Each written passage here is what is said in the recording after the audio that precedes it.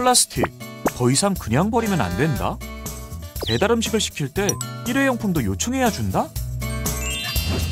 친절한 정책 사용 설명서. 정해진 날짜에 정해진 기준에 따라 하던 분리수거가 한층 더 깐깐해졌습니다. 이제는 플라스틱에 붙어있던 비닐도 제거한 후에 버려야 합니다. 왜? 귀찮게 이렇게까지 하는 걸까요? 그 이유는 재활용을 위한 단순한 정부의 지침? 사실은 정부의 큰 그림 때문입니다. 매년 여름마다 들려오는 소식을 보면 점점 더 빨리 더워지고 이상기후로 장마철도 아닌데 계속 내리는 비까지. 이 모든 원인은 바로 지구온난화. 지금까지 우리가 먹고, 자고, 입는 데 필요한 것들을 만드는데 석유와 석탄이 많이 쓰이고 있습니다. 석유와 석탄을 써서 움직이는 에너지 사이클을 탄소 경제라고 합니다. 지금 창문을 열고 도로 위를 달리는 차만 해도 석유로 움직이고 우리가 입고 있는 나일론 티도 석유에서 나온 겁니다. 이렇듯 우리나라는 제조업 중심의 산업 구조로 화석연료 비중이 매우 큽니다. 쌓인 탄소들은 온실가스로 변하고 지구온난화는 가속되고 기후는 이상해지고 기후에 적응하기 위해 다시 우리는 탄소를 쓰고 이걸 바로 스스로 불러온 재앙이라 하는 거죠. 결국 인간이 편하기 위해 했던 일들이 인간을 괴롭히는 상황이 벌어졌습니다. 이 악순환을 끊기 위해서 2016년부터 세계 각국에서 자발적으로 온실가스 감축을 목표로 한 제안을 꺼내들었습니다. 이미 몇몇 선진국은 탄소 중립을 법제화하였습니다. 우리 정부도 2020년 10월 2050 탄소 중립 계획을 발표했습니다.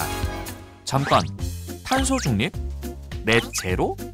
탄소를 배출하지 않겠다는 건가? 탄소를 배출하지 않는 것은 불가능합니다.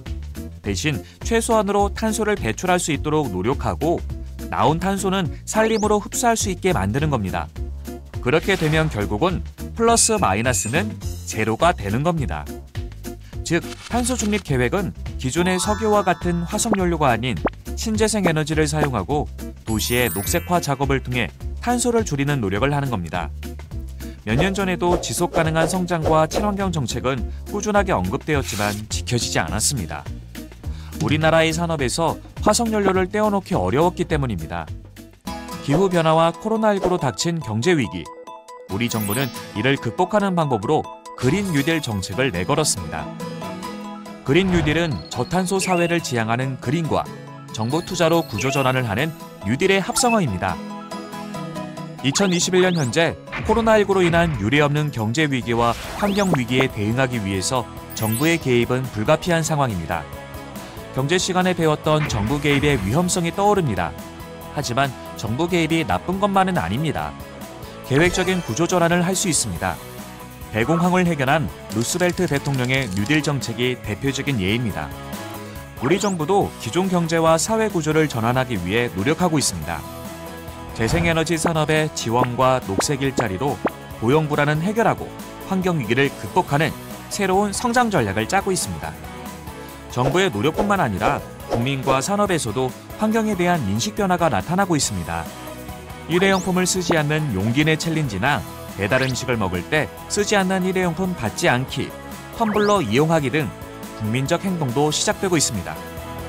정부와 국민, 그리고 산업까지 모두 같은 마음을 갖고 있습니다. 성공적인 정책이 될 수 있게 꾸준한 관심과 노력이 필요합니다.